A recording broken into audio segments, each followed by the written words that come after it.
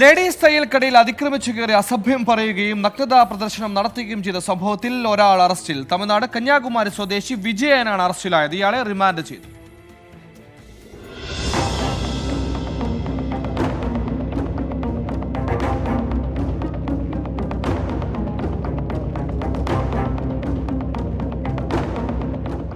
ഇന്ന് 3 മണിയോടെയാണ് സംഭവം. കൊട്ടാരക്കര കോട്ടാത്തലയിൽ പ്രവർത്തിക്കുന്ന ലേഡീസ് തയ്യൽ സ്ഥാപനത്തിൽ അതിക്രമിച്ചു കയറിയ വിജയൻ തുണി തയ്ക്കണമെന്ന് ആവശ്യപ്പെടുകയായിരുന്നു. സ്ത്രീകളുടെ തുണികൾ മാത്രം തയ്ക്കുന്ന കടയാണെന്നും പുരുഷന്മാരുടെ തുണികൾ തയ്ച്ചു തരില്ലെന്നും കടയുടമ അറിയിച്ചെങ്കിലും വിജയൻ മടങ്ങിപ്പോകാൻ തയ്യാറായില്ല. തന്റെ പാന്റിന്റെ സിബ് തയ്ച്ചു നൽകണമെന്നായിരുന്നു വിജയന്റെ അടുത്ത നിർബന്ധം. കടയുടമ ബഹളം വെച്ചതോടെയാണ് വിജയൻ അസഭ്യം പറയുകയും നഗ്നത പ്രദർശിപ്പിക്കുകയും ചെയ്തത്. സമീപവാസികൾ ഇടപെട്ട കൊട്ടാരക്കര പോലീസിൽ വിവരമറിയിക്കുകയായിരുന്നു.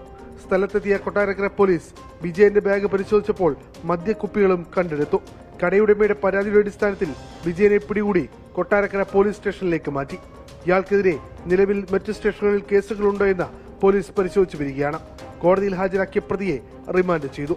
24 കൊല്ലം.